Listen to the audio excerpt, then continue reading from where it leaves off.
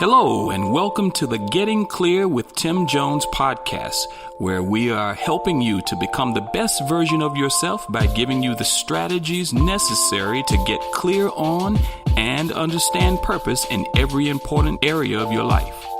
This show presents and discusses creative ideas and concepts for getting clear on why you are here in the earth, getting clear on marriage, parenting, family, and everything else. I'm your host, Tim Jones, sustainable confidence coach, transformation speaker, and motivational poet. I want to thank you for taking the time to join us today. This is our second official episode, and today we're going to dive into the topic, the sequence of life. Before we do that, I want to go ahead and invite you to follow us on Spreaker.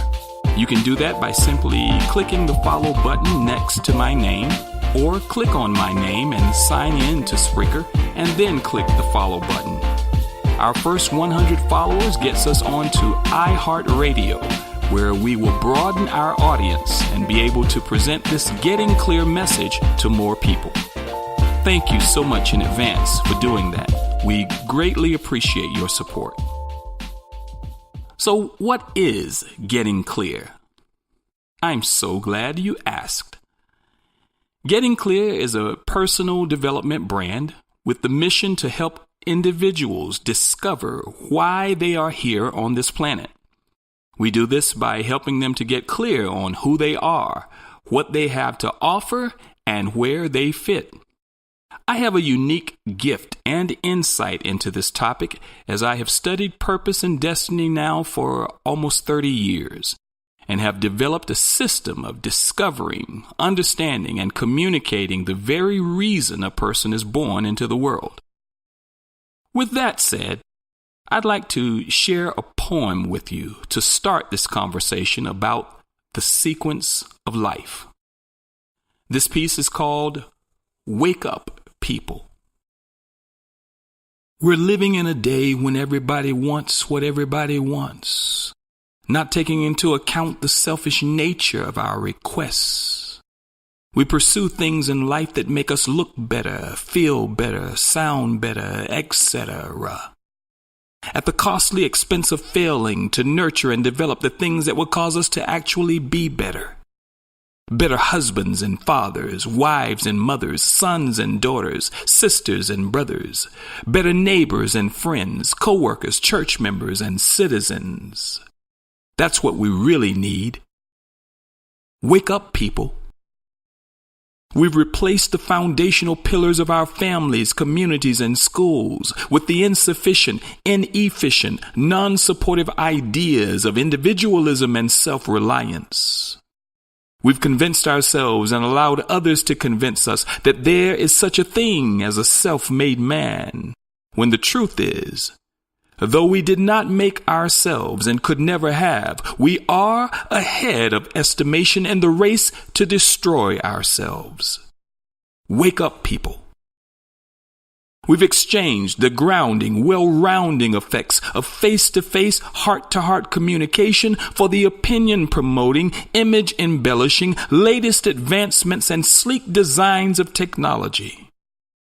We've substituted the natural with the unnatural, the authentic with the superficial, the eternal with the temporary, and the time-tested with the ear-tickling, without realizing that these are no substitution at all. Wake up, people. We've mistakenly embraced the idea that our freedom to choose somehow alleviates us from responsibility to our fellow man. We allow our sons and daughters to say any damnable thing and act any damnable way, not understanding that we are poisoning the very waters that fill the well from which we drink. Wake up, people. We've polluted and corrupted the minds of generations by allowing them to believe that freedom of expression supersedes responsibility of the message and accountability of the messenger. We've left all kinds of gaps and cracks and dysfunctional lacks that have crossbred along covenant lines and fused doubt, disbelief, and uncertainty into an identity that reveals itself through unhealthy relationships and unmet needs. Wake up, people. It's time to realize that this world was made for us, not by us. It's time to realize that we were created to dominate everything, but not each other. It's time to realize that we have the ability to overcome our obstacles, endure our struggles, and outlast our trouble. It's time to realize that love is not without cost or structure. It's time to realize that dysfunction is simply a matter of not being in God's presence and under His direction. It's time to realize that people are the world's greatest resource and love is the world's greatest commodity. It's time to realize that freedom has been afforded us not to do whatever we want, but to do whatever we ought. It's time to realize that truth is not an outdated myth, but a time-tested, life-proven principle that will always be able to steer a wayward ship back home. Wake up, people. It's time to open our eyes, acknowledge our ways, turn our hearts, and bow our knees, correct our errors, forgive our trespassers, humble ourselves, and restore our broken relationships. Wake up, people. No wonder people are more frustrated today than ever before. No wonder they are frustrated with the world, the government, their job, culture, their families, children, marriage, their churches and schools, communities, traffic, and themselves. This has never been more evident than it is today, particularly in our inability to coexist peacefully on a planet that has been good to all of us. I want to suggest to you today that much of this is in part because of sequence. We've got the sequence of life wrong. You would think by now that we would have figured it out. Sequence is the particular order in which things are arranged in an appropriate, relevant, and purpose-filled way. Everything in life follows some pattern and or principle of existence. Your birth, for instance, was a culmination of sequenced, interrelated, interdependent events. We live in a world that is measured by a sequence of events that take place between the time and space it takes for the earth to revolve around the sun while spinning on its own axis. Sequence is extremely important. Yet, in the areas that matter most, we continue to falter. One of my mentors, Zig Ziglar, used to say this often. He would say, you have to be before you can do, and you have to do before you can have. You've got to be the right kind of person and do the right kind of things if you want to have all that life has to offer.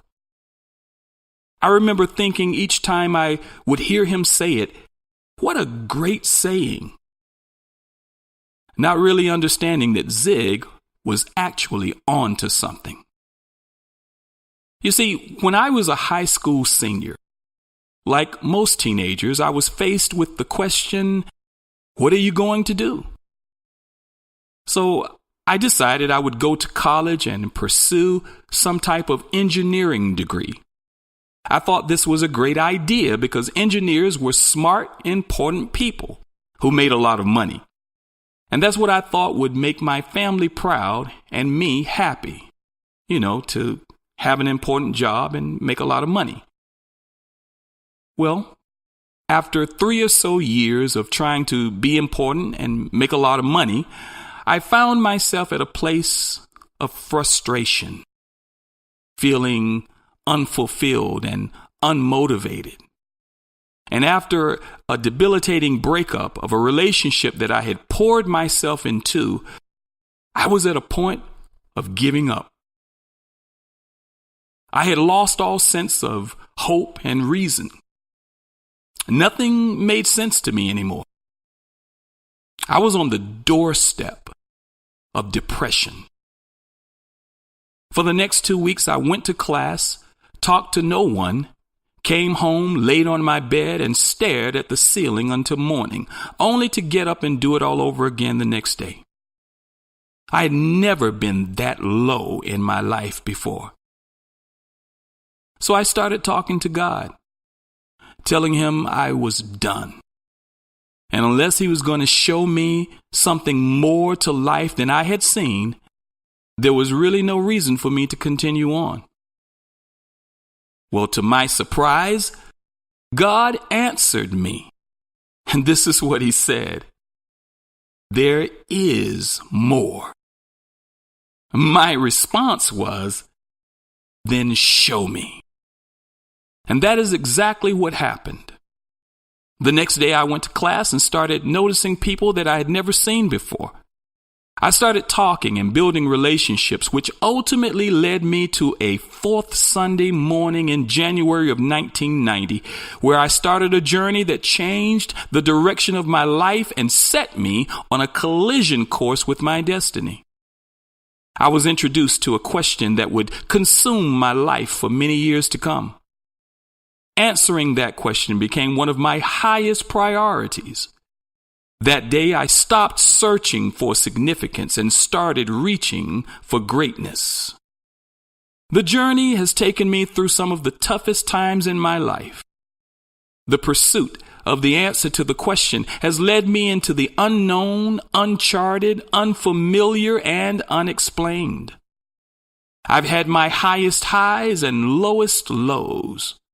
I've had my greatest times of revelation and my greatest times of confusion.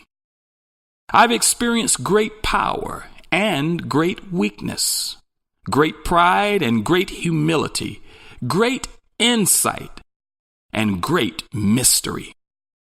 And through it all, I can tell you today with a precise degree of certainty who I am, what I have to offer, and where I fit.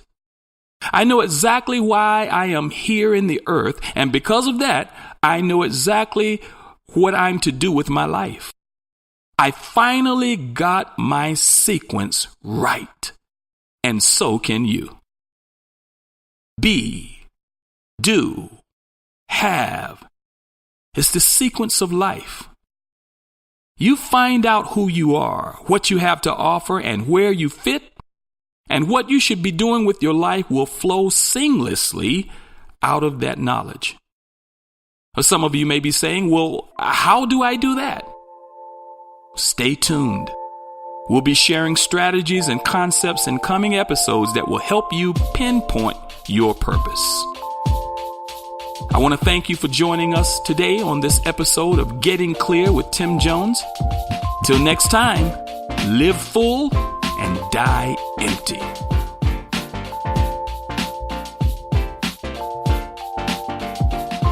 For more information, resources, and topics, visit our online school at getclearinstitute.com and check out our Facebook pages at Getting Clear and at Sustainable Confidence.